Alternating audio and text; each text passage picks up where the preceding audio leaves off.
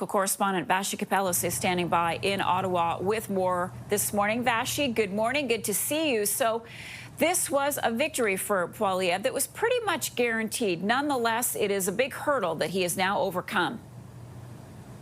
Yeah, it's an enormous hurdle, Marcia. It's great to see you as well. And I think even if we take our cues from what Mr. Poilievre was saying, and even the kind of how, like the demeanor, the enthusiasm, you could almost see the weight of not having a seat in the House of Commons shed from him. And maybe, I don't know what the right word is to describe it, like more confidence, more, certainty, I guess, in what his future looks like, at least in the near term, versus what it has been since the general election. There are still a number of tests ahead for his leadership, but this was a big hurdle. It's cleared. The Conservatives I'm speaking to just want to put it in the rearview mirror, focus instead on the opposition that they will form, that they will constitute when the House of Commons returns, and then ultimately that party convention in January in Calgary and the leadership review that through the rules of the party, he will face then.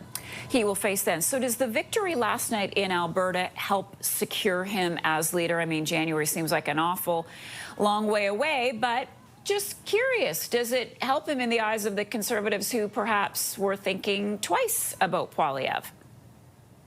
Yeah, I think so. It's a great question. I don't know for sure. A lot can happen between now and then, but I do think it's fair to give him his due.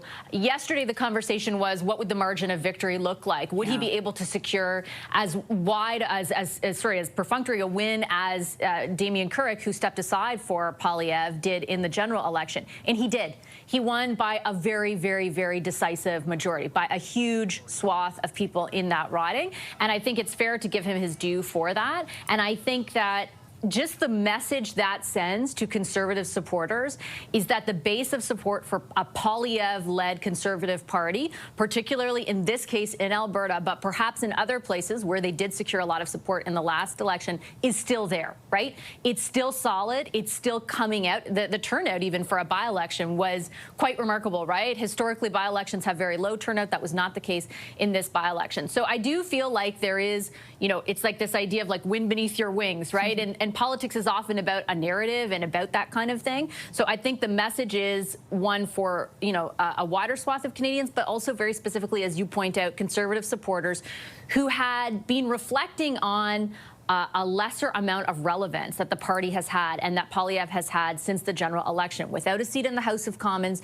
with the government kind of dictating the day-to-day news cycle, the political news cycle, very unlike what it was like a year ago when Poilievre was dictating that news cycle. I think there were questions and conversations going on about how firm a grip Poilievre does have on the leadership. This isn't the only test or the only thing that will answer that question. But if Poilievre had hope that this sent a signal to Conservative supporters, I think just by virtue of the margin of victory, the decisive nature of his victory, it likely did.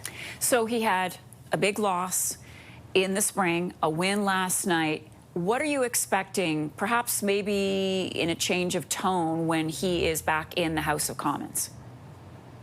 Honestly, I don't expect a change of tone, and I say that for a few reasons. First of all, last night, I listened now this morning to, well, part of it last night and then the rest this morning, everything he said to supporters, and it was very much what we had heard during the election campaign and prior.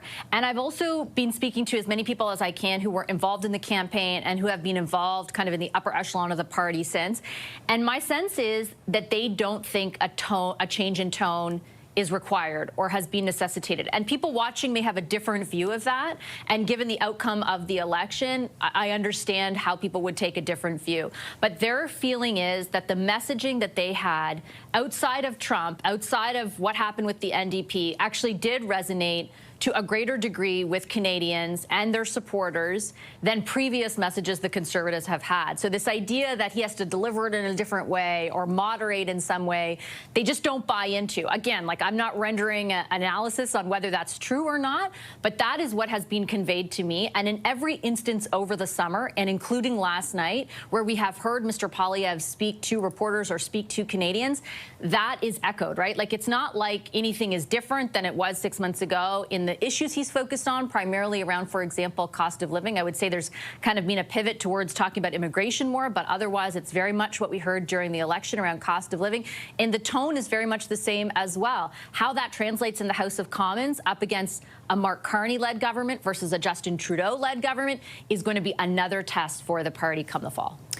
CTV's chief political correspondent, Vassy Kapelos. Vassy, thanks for all that. Take care.